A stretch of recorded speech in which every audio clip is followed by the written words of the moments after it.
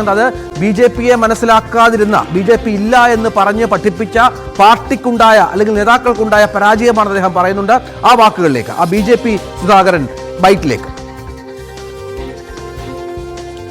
ഓണമത്സരത്തിലല്ലേ ഇവർക്ക് 15%, 12% വോട്ട് കിട്ടും. ഏതോ ഒരു സ്ഥലത്ത് പാർലമെന്റിൽ അവർക്ക് 23% കിട്ടി. ഒരു സമയത്ത് 21-23% വോട്ട് കിട്ടി. ആലപ്പുഴയിൽ പക്ഷെ എല്ലായിടത്തും അങ്ങനെ ഒരു ത്രികോണ മത്സരത്തിൽ ആലപ്പുഴ പക്ഷെ അങ്ങനെ ഒരു രാഷ്ട്രീയ പശ്ചാത്തലം അല്ലായിരുന്നല്ലോ. 1,87,000 നിന്നാണ് ഈ 2,99,000 കുതിക്കുന്നത്. അതെ അതെ, പക്ഷെ അത് 50,000-60,000 1,85,000. അതാ. അപ്പൊ അവരൊക്കെ അടിത്തറ നേരത്തെ ഉണ്ട്. 5,000, 10,000, 25,000, 30,000 പലതരത്തിലാണ് അസംബ്ലി സീറ്റിലെ വോട്ട്. ഇല്ലെന്ന് പറയാൻ പറ്റില്ലല്ലോ. ഇല്ലെന്ന് പറഞ്ഞ് പഠിപ്പിച്ചതാണ് തെറ്റ്. അവർ പണ്ടും ഇവിടെയുണ്ട്. ഒരു ഒരു ഒരു ഒരു 1977 ശേഷം BJP എല്ലാ അസംബ്ലി മണ്ഡലത്തിലും മത്സരിക്കുന്നുണ്ട്. 5,000, 6,000 കിട്ടിയ കാലമുണ്ട്, അവർക്ക് 3,000 കിട്ടിയ കാലമുണ്ട്. അത് വളർന്ന് 10, 15, 20, 25, 35 ഇങ്ങനെ പലതരത്തിലായിട്ടുണ്ട്. ട്രിവാൻഡ്രത്തെല്ലാം കുറച്ച് കൂടി വന്നിട്ടുണ്ട്. അപ്പം ഉണ്ടവരവിടെ. വോട്ട് കുറവായതുകൊണ്ട് BJP-യുടെ ഹിന്ദു കമ്മ്യൂണാലിസം ബേസ്ഡായുള്ള ഐഡിയോളജിയെ വില കുറച്ച് കാണരുത്. അതിൻ്റെ കൂടെ വോട്ട് കുറേ ഐഡിയോളജി വളരെ പവർഫുള്ളാണ്. ആ ഐഡിയോളജി രാജ്യത്തെ ഡോമിനൻ്റായി നിൽക്കുന്നു. കാരണം രാജ്യത്ത് CPM കമ്മ്യൂണിസ്റ്റ് ഐഡിയോളജി ശക്തമാണെങ്കിൽ നമുക്ക് പിന്തുണ കുറവാണ്. അവരുടെ ഐഡിയോളജി റിട്രോഗ്രസീവാണ്. അതായത് പിന്തിരിപ്പനാണെങ്കിൽ അതിന് പിന്തുണ കൂടുന്നു. കോൺഗ്രസ് നമ്മുടെ രാജ്യത്തെ ജനങ്ങളെ വർഗീയതയ്ക്കെതിരായി ചിന്തിപ്പിക്കാതെ 10-40 വർഷം ഭരിച്ച് വർഗീയതയും ജാതിയെല്ലാം ഉപയോഗിച്ച് ഭരിച്ച് കുളവാക്കി ഇട്ടുനിന്നാണ് ഇവർ വളർന്നത്. കോൺഗ്രസ്സാണ് വളക്കൂടുള്ള മണ്ണ് BJP-ക്ക് ഉണ്ടാക്കിയത്. ഫൈറ്റ് ചെയ്ത കമ്മ്യൂണിസ്റ്റുകാർ മാത്രമാണ്. ബംഗാളും ത്രിപുരയിലും കേരളത്തിലും അടക്കി നിർത്തിയില്ലേ? ദീർഘകാലം അടക്കി നിർത്തിയില്ലേ? പറ. കോൺഗ്രസ്സാണ് വളർത്തിയത്. അവർ തിരുത്തുന്നുണ്ടോ? അടിയന്തരാവസ്ഥ പോലുള്ള ആ കാര്യങ്ങൾ തെറ്റായി പോയെന്ന് പരസ്യമായിട്ട് പറയുന്നുണ്ടോ? പറയണ്ടേ? ആലപ്പുഴയിലെ ഈ BJP-യുടെ മുന്നേറ്റം CPM-ന്റെ ശക്തി കേന്ദ്രങ്ങളിൽ വലിയ ചർച്ചയായിരുന്നു. അവിടെയാണ് മോദി അനുകൂല പ്രസ്താവന എന്ന് CPM വ്യാഖ്യാനിക്കുന്ന കാര്യങ്ങൾ സുധാകരന്റെ ഭാഗത്തുണ്ടാകുന്നത്. ഒപ്പം ഇപ്പോൾ അദ്ദേഹം അതിന് വിശദീകരണം നൽകുന്നുണ്ട്.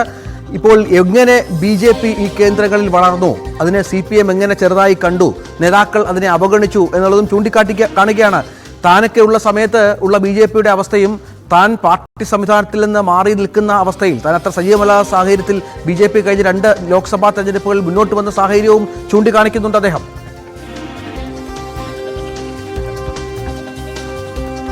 ഇതിനകത്ത് ഏറ്റവും പ്രധാനപ്പെട്ട കാര്യം സുധാകരൻ പറഞ്ഞത്, അതായത് പത്തിയൂരും പുന്നപ്പറ വടക്കടക്കമുള്ള ഇടങ്ങൾ അദ്ദേഹം ചൂണ്ടിക്കാട്ടി പറയുന്നത് തിരഞ്ഞെടുപ്പിന്റെ ഘട്ടത്തിൽ, അതായത് അഭിവൃദ്ധി കമ്മ്യൂണിസ്റ്റ് പാർട്ടിയുടെ ഘട്ടം മുതൽ തന്നെ എല്ലാ തവണയും പാർട്ടിക്ക് കൃത്യമായ ഒരു മെജോറിറ്റി ഉള്ള ഇടങ്ങളാണ് പത്തിയൂരടക്കമുള്ള ഇടങ്ങൾ. അവിടെയൊക്കെ ഉണ്ടായ ഒരു മാറ്റം അത് അതീവ വേദനാജനകമാണ് എന്നുള്ളതാണ് സുധാകരൻ പറയുന്നത്. അത്തരം ഒരു മാറ്റം ഈ മോദിയുടെ പരാമർശത്തിൽ തന്നെ അദ്ദേഹത്തിനെതിരെ തെറ്റിദ്ധരിക്കപ്പെടാനുള്ള ഒരു പ്രധാനപ്പെട്ട കാര്യം അദ്ദേഹം അത് വളരെ വ്യക്തമായി പറയുന്നുണ്ട്. അതായത് പ്രതിപക്ഷ ബഹുമാനം എന്നുള്ളത് വേണം.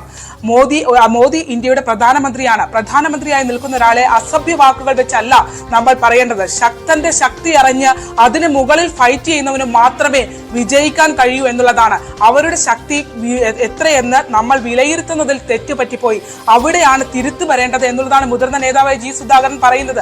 മാത്രമല്ല പലയിടങ്ങളിലും ഒരിക്കലും ഏത് മോശം സാഹചര്യത്തിൽ നിന്നും ഉയർന്നു വരാൻ കഴിയുന്ന ഐഡിയോളജിയാണ് കമ്മ്യൂണിസം. കമ്മ്യൂണിസത്തിന് മാത്രമേ വർഗശത്രുക്കളെ അല്ലെങ്കിൽ വർഗീയ ശത്രുക്കളെ അത് ആ രീതിയിൽ അകറ്റി നിർത്താനും അവരെ ഇല്ലായ്മ ചെയ്യാനും കഴിയുന്ന ഒരു സാഹചര്യം ഉള്ളൂ. പിന്തിരിപ്പൻ ഐഡിയോളജിയുടെ അല്ലെങ്കിൽ ഇപ്പോൾ അവർ മുന്നോട്ട് വെക്കുന്ന BJP മുന്നോട്ട് വെക്കുന്ന ഐഡിയോളജി പിന്തിരിപ്പൻ ഐഡിയോളജി ആണ്. അത് തെറ്റായ ഐഡിയോളജി ആണെങ്കിൽ അതിനെ മറികടക്കാൻ കമ്മ്യൂണിസത്തിന് മാത്രമേ കഴിയൂ.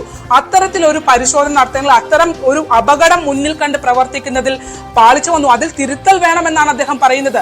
ഇപ്പോൾ നേരത്തെ സൂചിപ്പിച്ചതുപോലെ ഇപ്പോൾ സലാം പറഞ്ഞ ഒരു കാര്യത്തിൽ അദ്ദേഹം പറഞ്ഞതുപോലെ ഇത്രയധികം സുധാകരൻ പറയുന്ന ഒരു പ്രധാനപ്പെട്ട കാര്യമുണ്ട്. അതായത് പ്രതിപക്ഷ ബഹുമാനം എന്നത് അത് കാശ് കൊടുത്ത് വാങ്ങാൻ കിട്ടുന്നതല്ല. മറിച്ച് നമ്മൾ ഒരു എതിർപക്ഷത്ത് നിൽക്കുന്ന ഒരു പാർട്ടി പ്രവർത്തകനോട് പെരുമാറുന്ന രീതി അനുസരിച്ചാണ് നമുക്ക് തിരിച്ച് അതിനുള്ള ആ രീതിയിൽ നല്ല പെരുമാറ്റം കിട്ടുന്നത്.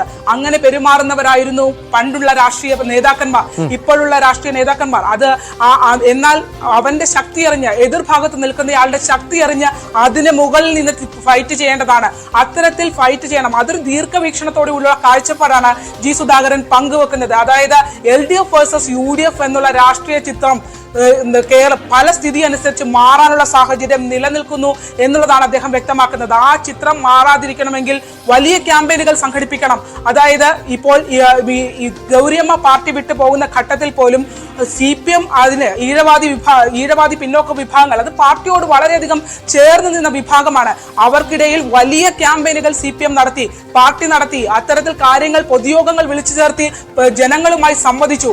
അത്തരമുള്ള വലിയ രീതിയിലുള്ള പ്രവർത്തനം നടത്തിയാൽ മാത്രമേ നമുക്ക് ഇപ്പോഴുണ്ടായ തിരിച്ചടി, അത് ഈ പറഞ്ഞ പല പുറം ചട്ടകൾക്കകത്ത് നിന്ന് കാര്യങ്ങൾ ഒളിപ്പിച്ചല്ല ജി സുധാകരൻ പറയുന്നത്. തീർച്ചയായും അതിൽ പ്രധാനപ്പെട്ട ചില, ഞാൻ ഇപ്പോൾ ആ ബൈറ്റ് മുഴുവൻ കേട്ടപ്പോൾ ശരണ്യ